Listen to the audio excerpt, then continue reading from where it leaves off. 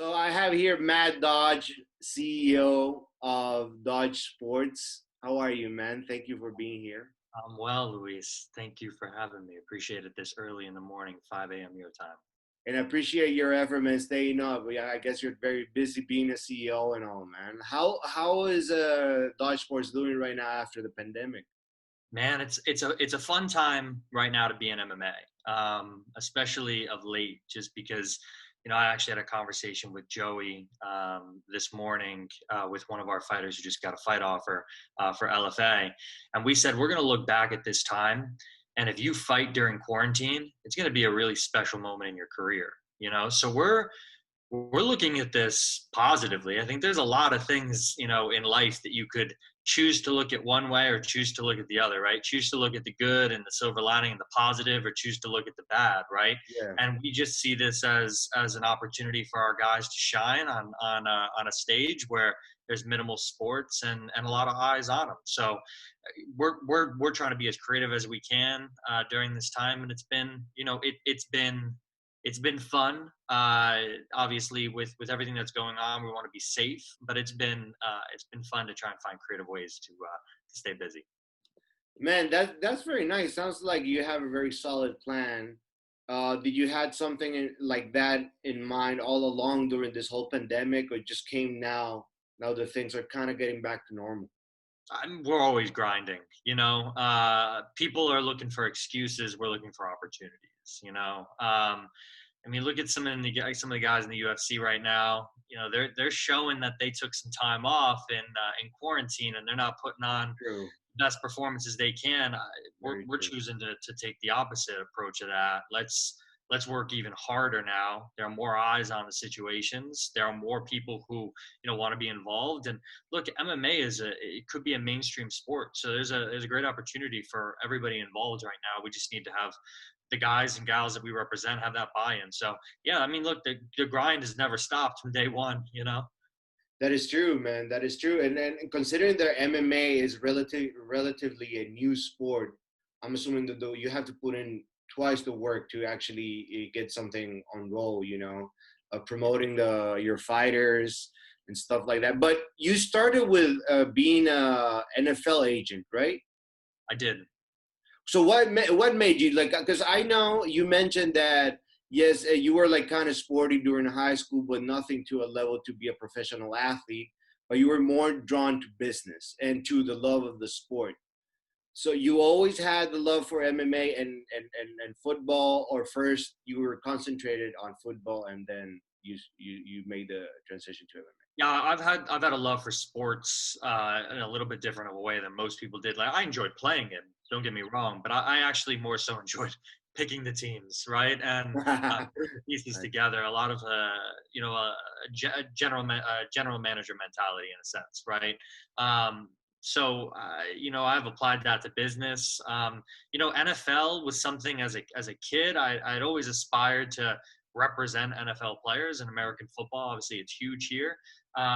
So when I had an opportunity, I took it. I took that at 18, and I had a lot of really great, valuable learning lessons. I had a lot of ups, a lot of downs. I worked with a lot of really high-level professional athletes, and I was able to kind of pull the curtain back a little bit and see what goes on behind the scenes, and how to negotiate contracts, Yeah. how to market, how to be creative for your clients. And during that time, that was when the UFC created the Fox deal, or had the Fox deal, and the UFC was getting a little bit more appeal and mainstream, and saw an opportunity. So I kind of transitioned from the NFL side to the UFC side, worked with a lot of high level fighters at the time. I mean, some of the first guys I ever did any work with were Johnny Hendricks and Joe Lozon. And anyone who knows anything about MMA, they're the godfathers pretty much of kind of MMA as it stands today. So for me, it was more of just a natural transition. I have loved MMA. I loved the sport. But I was just right place, right time, and kind of dug my heels in, and worked a long, long time. And now we got Dodge Sports. Man, that's amazing. So you started as an agent, and little by little, you were building up the empire, so to speak. Yeah. Yeah, I mean, Of course. look, in this industry, there's so much to learn, right? Yeah. It's also very connection driven. So it takes a long time to build really strong, valuable connections and relationships with people that can, you know, connect the dots and get your clients from one point to another. So that takes time, and that also takes doing the right thing and building a certain level of trust. And again, with Of trust, course. usually that comes with time. So yeah, I mean, I worked with in the NFL side of things, I worked with a couple different agencies, always kind of stepping up the ladder in terms of the guys that we represented. First start off 7th round picks, moved down to 3rd round picks, and then was doing a little bit of work with Pro Bowlers. And then the same thing goes for MMA. I mean, worked with some. I was able to work with some really high level guys at first, but then I kind of took a little bit of a step back and started to manage some of my own guys under a different agency, and now being the CEO of Dodge Sports and an agency that's on the rise right now has its own challenges, as a business Imagine. owner and whatnot. What are those challenges right now? You've got more responsibility. I mean, you don't just have a small group of athletes that you're responsible for, Mhm. and a brand that's already established. I mean, it's my brand. I have to continue to build it. And I have to make sure that everybody that represents my brand, Dodge Sports, is what I want to be out there to the public. I mean, you only get one shot at a brand, and there's one thing you can't fake, and that's authenticity. And that's why my team and we spend a lot of time on the process as it relates to bringing on new talent. We're also very, very careful and mindful about the business partners that we bring on, like JockPharm and others that are there. I mean, it's really important for us to have like a really good family mentality, but make sure that we have good character people who are behind the brand. And with that comes its own challenges. You have a lot more responsibility and you're juggling a lot more. Of course, man. I love that you have that mentality that you're gonna run your business, run your business, and you treat your team as a family. Joey has said really amazing things about you as a person, as a boss. Not only that, like I have heard so many great things about you. That's one of the things I really want to implement with JogFarm when I have my team. That level of respect to the employees, gain their trust, treat them well. Because unfortunately, in the past, I've been a part of teams, I've been a part of companies that were really good company. Well, they are still good companies today. But unfortunately, the work environment was very, very toxic. Yeah. You can start with the colleagues, and then there's your boss, that he talks to you in a certain way. Or he has a humongous ego, or he's outdated and it's like closed-minded to receive new ideas. That's a challenge, like, because I remember every time I would go for a job, that I would start a new job. Obviously I would go with the mentality of learning the company's philosophy. I always been in sales, so also I wanted to learn their sales tactics, their techniques, their strategies, which I did learn from them a lot, and the mix of experiences did benefit me. But there was still that thing, that toxicity that really affected me, man. And the treatment also that other people got because of hierarchy positions. The managers were treated a lot better than the agents, and I never agreed to that. And many times that I spoke up about it, I was the bad guy, or I even got fired, man. It was very eye opening during those times. So definitely, right now, when I'm working with someone, first of all, I am 100% transparent. I tell them what I'm willing to offer, and what I do expect from them. But most importantly, I will hire someone because of their skills and experience. Obviously, in being a good person, Sure. not because of what their last name is, or Sure. what connections they have, or who their daddy is. Sounds a little bit rough, but that's the reality that I have seen in many countries, especially in Latin America. I'm assuming in the US it's a little bit like that. Like you said, it's connection driven, right? Political. It's Yeah. political, connection driven. You know what though? Joey and I talk about this a lot too. It's, you know, the age old saying, don't hate the player, hate the game, is so true because you know what? Like everything that every industry that's in there, every industry that is out there today is political or relationship oriented in some way. And you can't hate on that, right? You just have to figure out a way to play your game inside that entire thing and do things the right way, right? Right. So what you were saying earlier, I think it's wonderful. What's really great when you own your own business is that you get to pick the players, you get to pick your team, you know, and all of the experience that you've had in the past working at corporate jobs or those bad experiences, for instance. And I didn't always have great experiences working for agencies. If I did, I'd still be at those agencies. You know what I Yeah. mean? I probably wouldn't have started Dodge Sports when I started it. So the truth is, the bad is good, and that's all experience that you can use. And sometimes it's best to learn what not to do, right? Because you can apply that to your own practice moving forward and not make the same mistakes that others are, and have your employees feel similarly to the way that you're talking about today. Correct, correct. And you got to learn very well. You got to be. It's very delicate also when you have that relationship with an employee, no matter how much you like them, or if it's a friend, or if it's a family member. You always doing the work or in the team. You always got to set that line, that boundary. And I learned that with time because I remember when I first got my management position, I said, okay, I'm gonna be the nice guy. I'm gonna treat my team good and this and that. And yeah, it worked. They loved me as their boss. I had a good team. They were very good professionals. But that line from boss to friend has been crossed.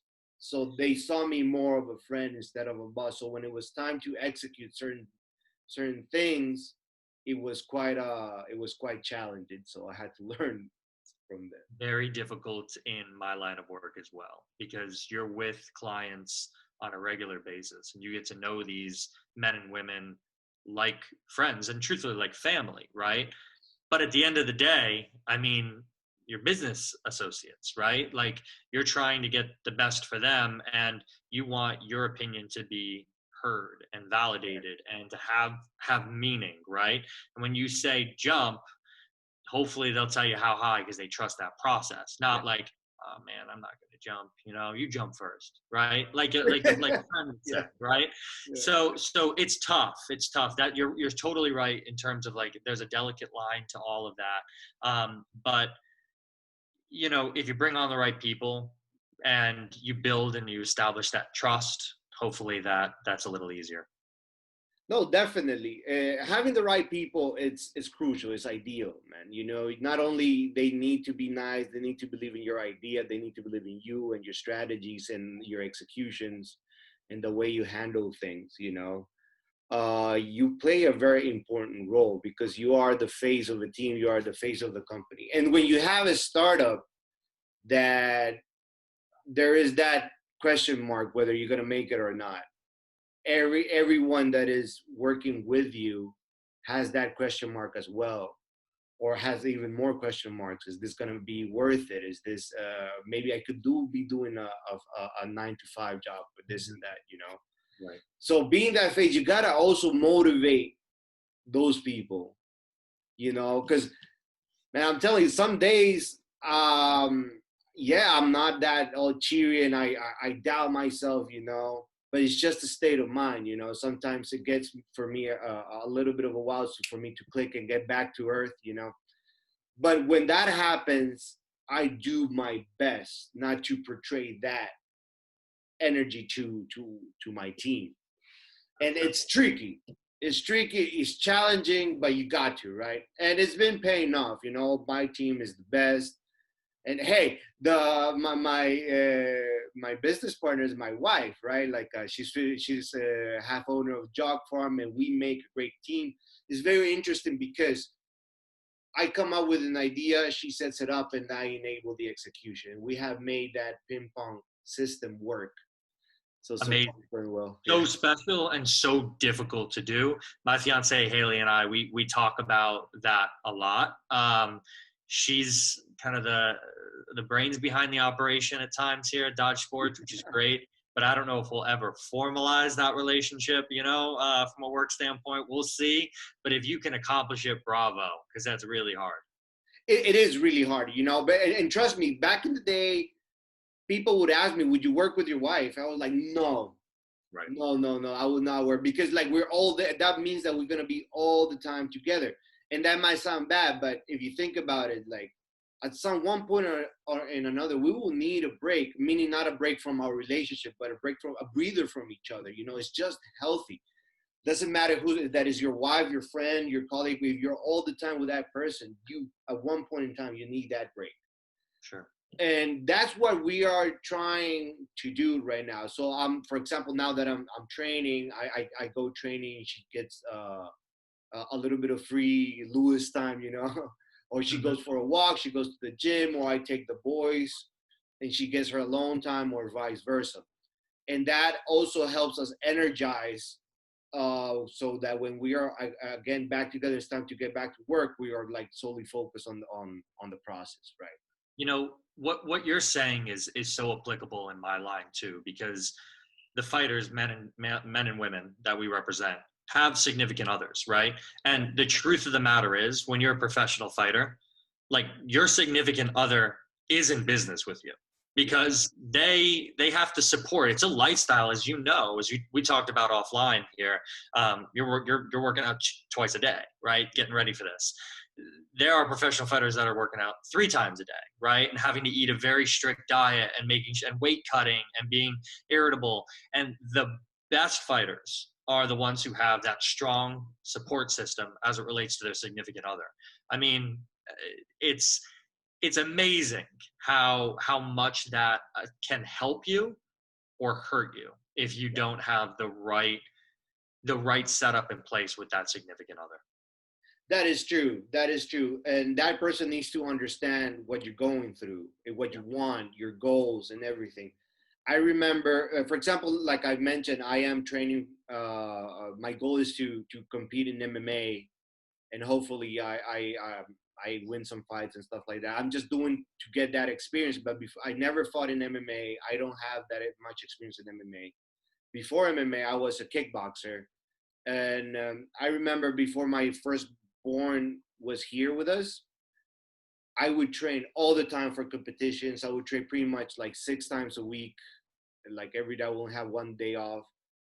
And it helped me so much that my wife support me during that time, because I would imagine if she would have said, you're away too long, or start nagging or bothering or something like that, I would have I would start worrying, and then my concentration would come off, and also like emotionally I would have been concerned. And Yep. so I'm lucky in that way. And that's unfortunate, because so many fighters, I met many great fighters, that they stop the sport completely, or they stop training or whatever, or they take a big break because of that significant person, that significant other. Yeah. I can name quite a few on my side that have been on the positive and the negative side. And Yeah. sometimes it's sad to see, because it's beyond your control, right? Especially Yeah. someone in my position. Relationships that my fighters have. That's not necessarily my business, my plate. So they ask for feedback and opinion, I'll share that, right? But ultimately, it's not my call. I can't change those types of things. So I've seen things really work in their favor for that, but then also crash and burn. Yeah, man, it's delicate, man. Yeah. So tell me, man, what are like Dodge Sports goals for the future? Yeah, look, we're trying to take over this game. We're trying to do it a different way.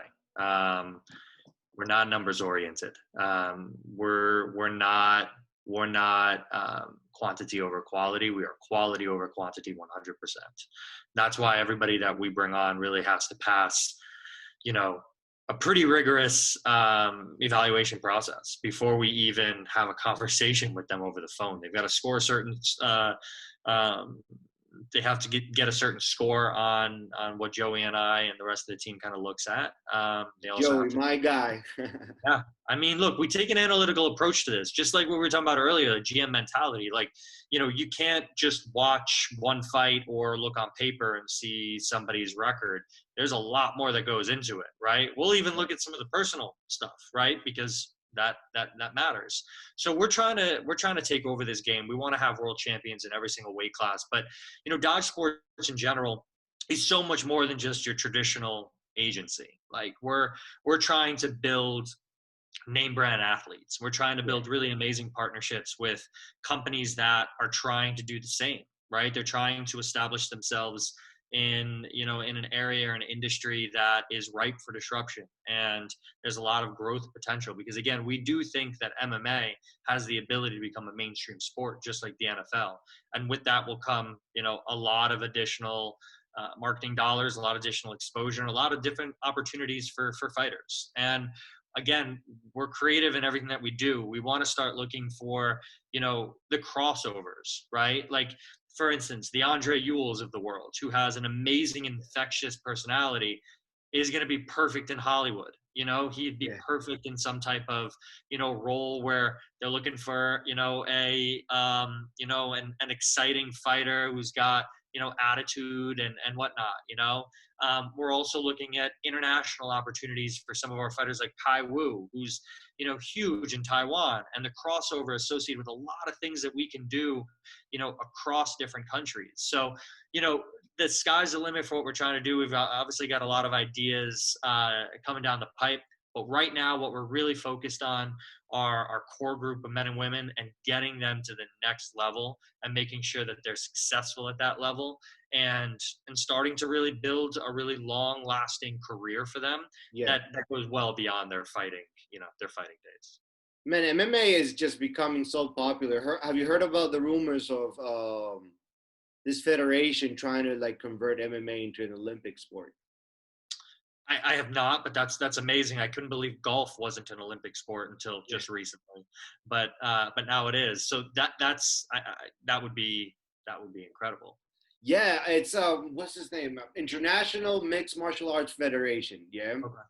and they have fighters from all over the world from this organization that are part of this organization, and they are working a lot on trying to convert MMA into an Olympic sport. Great. Actually, JockPharm wrote an article about it. I'm gonna send you the link. Please do. I love that, and I would love to help in any way that I can because I do think I say this. I've said this before, and I'll continue to say it. I don't know if there's a more committed athlete than an MMA athlete because of what they have to do. In a lot of other sports, you can get away with being naturally gifted or talented. Yeah, In MMA, you can't. You got to really put in the work, and if there are deficiencies in your game, I promise you they're going to get exploited if you don't work on them. Right. And it truly is an art form. So if there are athletes competing at the Olympics, yeah. they should be also mixed martial artists there. Man, I agree with you. I agree with you. Like the skills and the discipline and the mentality that an MMA athlete needs to have is just insane. Yeah, And the drive and everything, man, it's just crazy. It's just worth respecting that skill. it is. Because not only some people say like is the love for the sport or the love to fight. It's not only that. It's like a bunch of things. The mind game is very important, extremely important. It has happened to me also. I have struggled with that. That physically, technically in the sport, I feel marvelous, but my mind sometimes I second doubt myself, and it happens to many of us. And that struggle that you go through, because I've seen many give in to that to those thoughts, and they quit. Well, not they quit, but they say, okay, I'm not gonna fight, or I'm gonna take a break and stuff like that. But then there's the fighters, the athletes that continue despite of having those doubts and everything, and they risk it all, risk injuries, risk going in debt, risking losing jobs, losing relationships, all this, like all down the line. you know that is admirable, man, I have to say. Yeah. Yeah, I mean, look, if you think you're not going to face adversity, you're dead wrong in this Yeah. sport. You're gonna lose. Um, look, I mean, just look at the current UFC roster right now. I think there is only a handful of guys that are undefeated, right?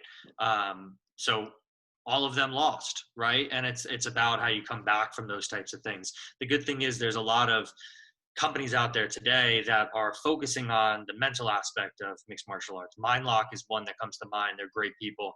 They've done a couple sessions with a few of our men and women, and I know they currently do some things with UFC fighters too. Like those services are out there for anybody who's looking for it from like an MMA standpoint or really just maybe an athletic standpoint.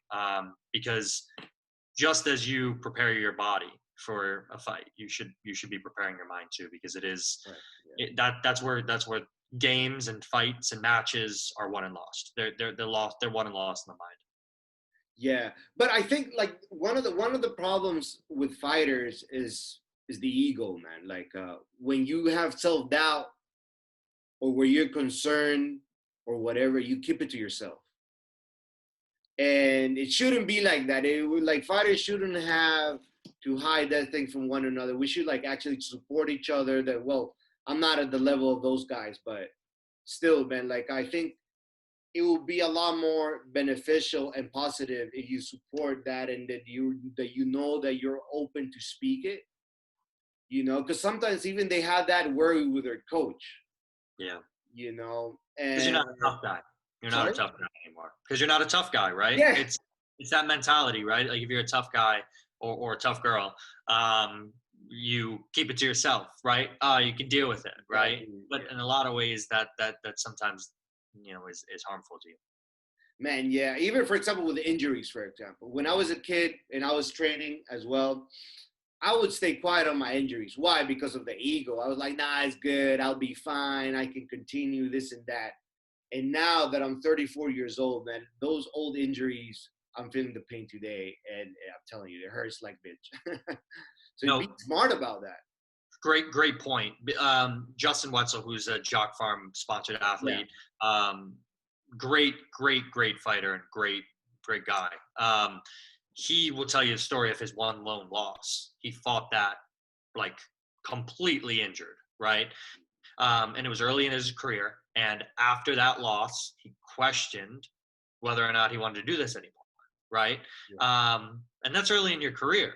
Since then, I think he's rattled off 4 straight wins. But it just goes to show if you're hurt, don't fight. Like be honest with yourself, and assess the situation.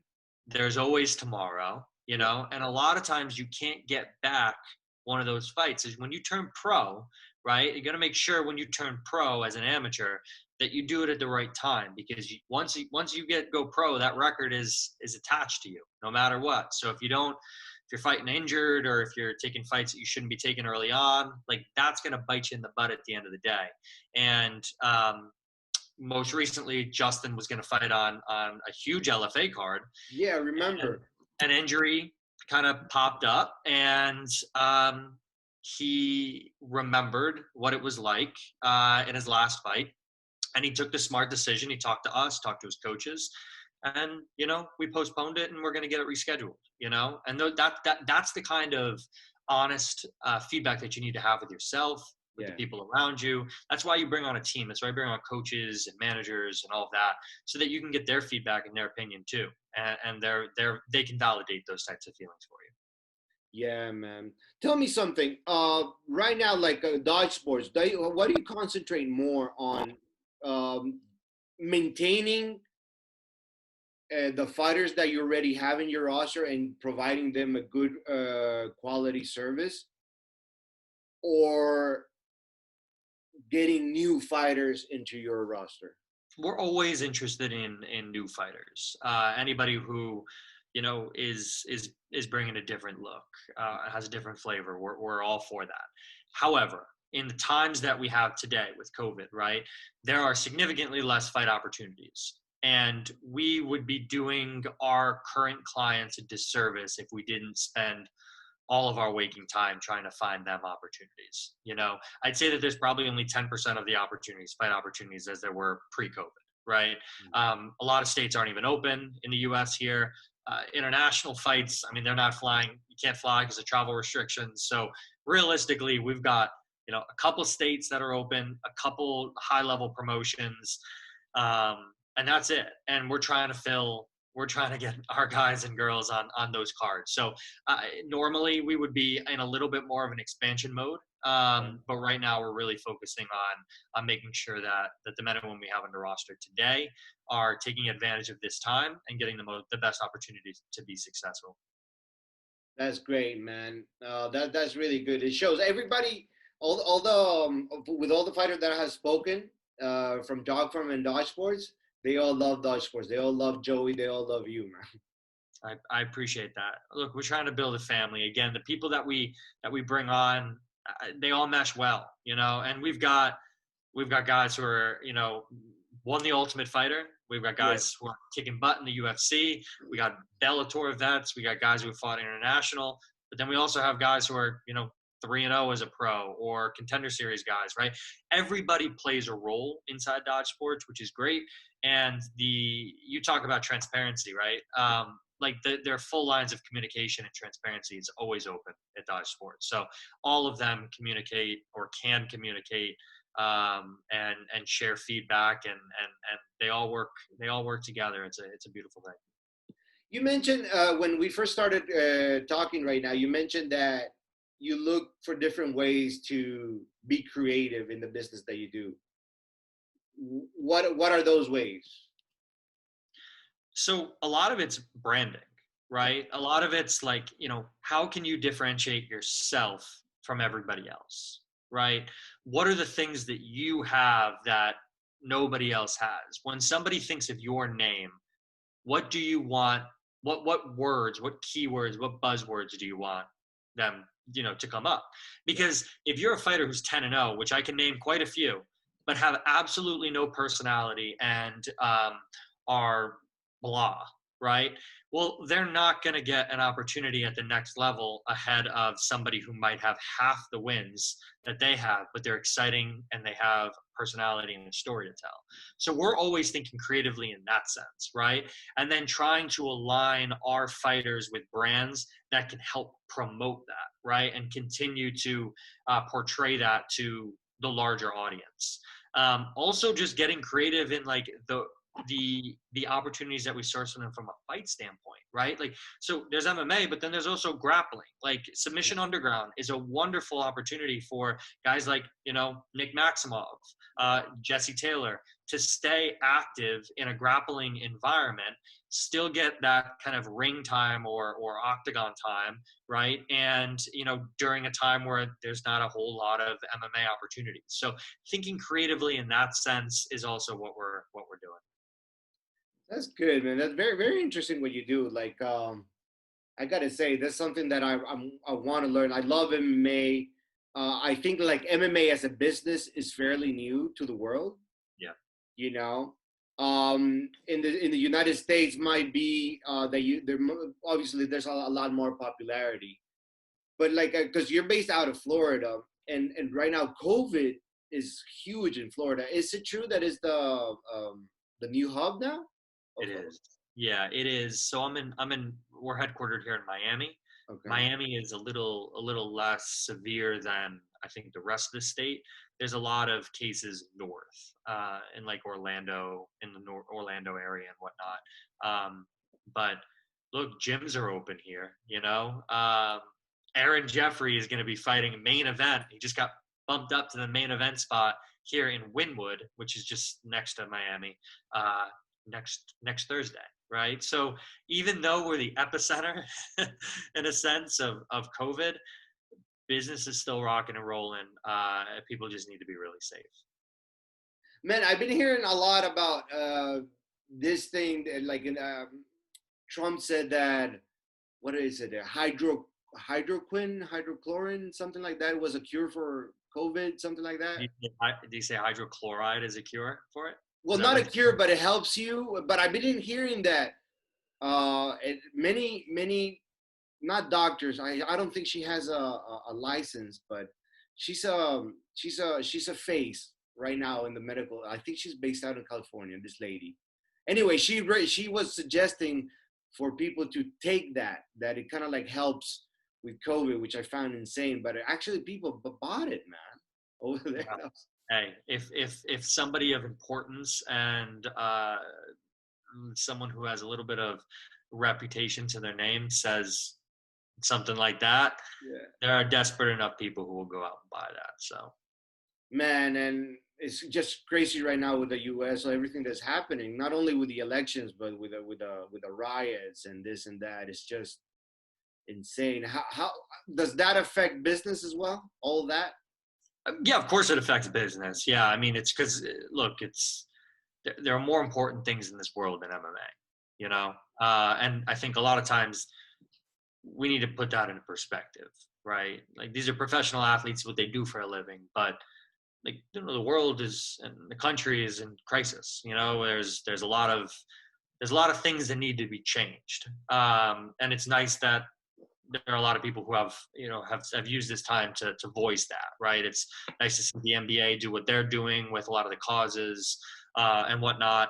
So yeah, I mean, look, from a business standpoint, it affects it because there's less opportunities. That doesn't mean that we're going to work less, right?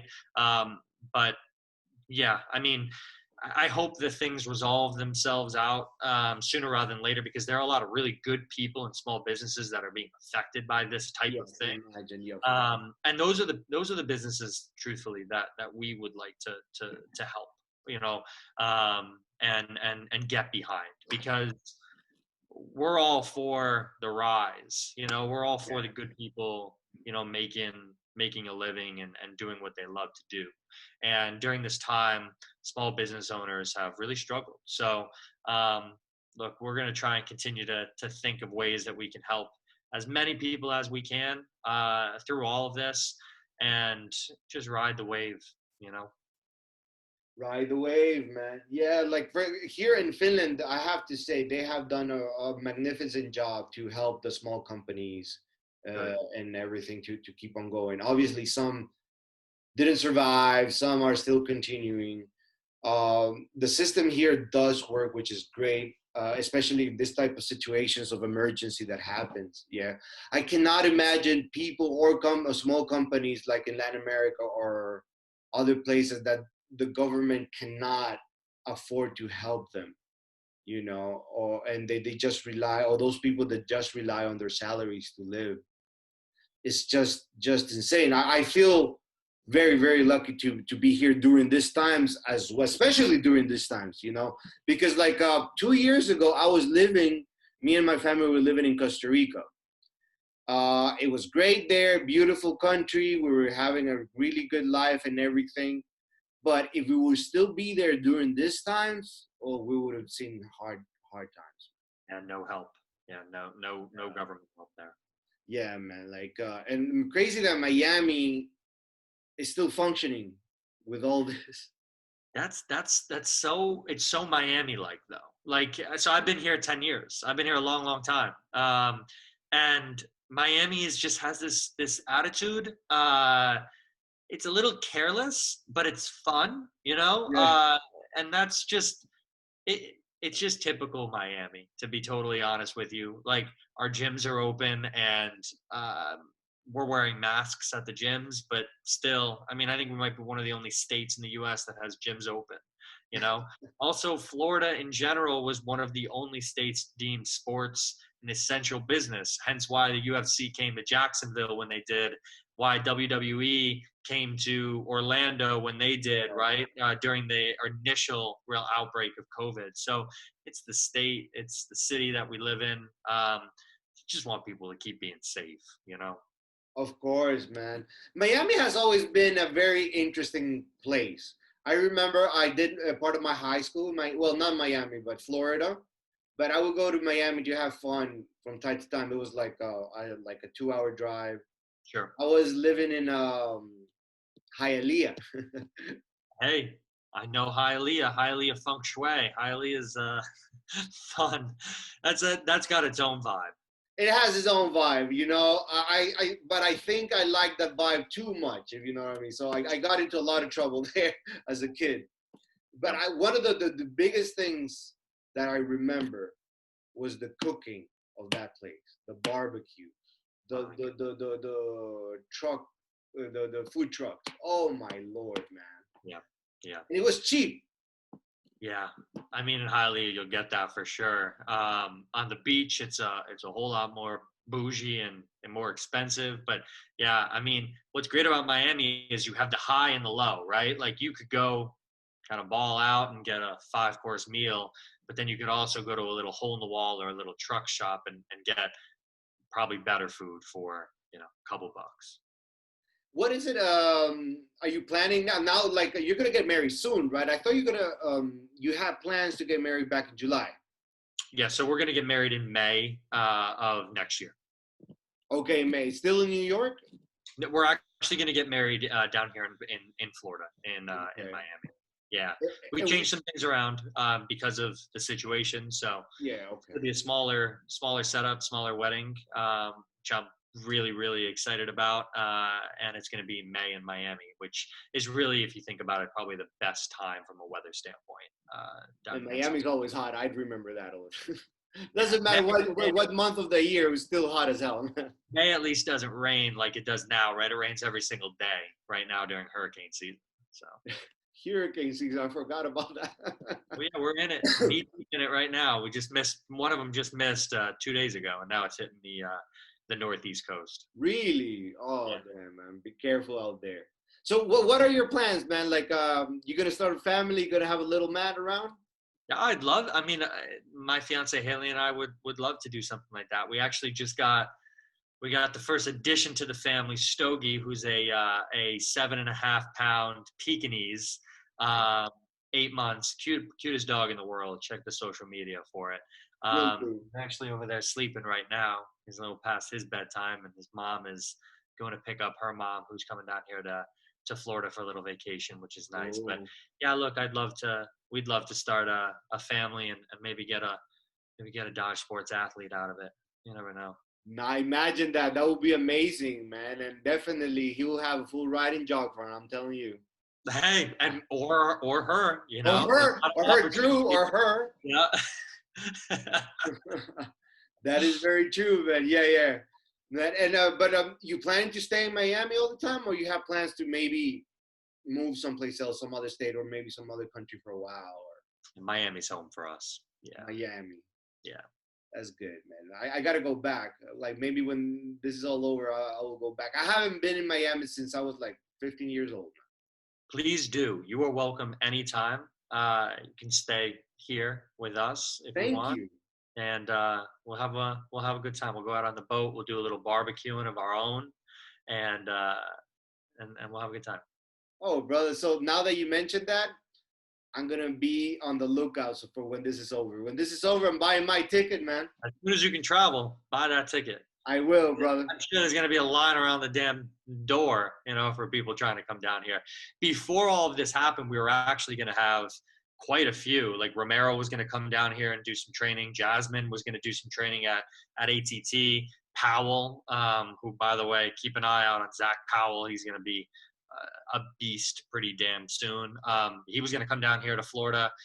Even Aaron was going to come down earlier for his training camp, and obviously with all this that happened, no one's able to. So we're making do with what we can.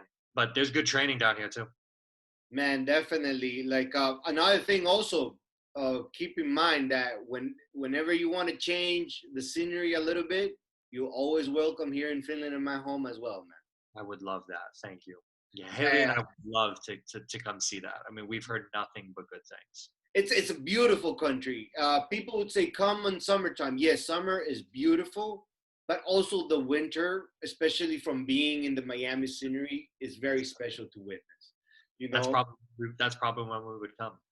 yeah, man. Like I think your fiance would love it here and everything. So also have that in mind, okay? Love it. I appreciate that. All right, Matt.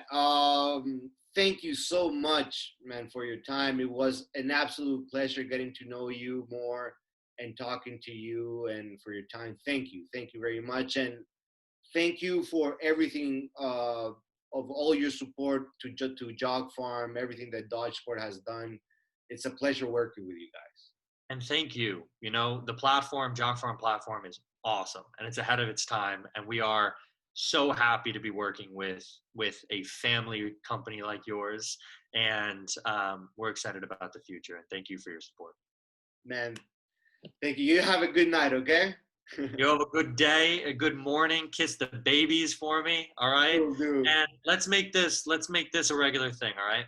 Man, I think that will definitely need to happen. So I'll bother you next week or so. All Awesome. Thank you, brother. right, brother. Take care, okay? Good. Bye.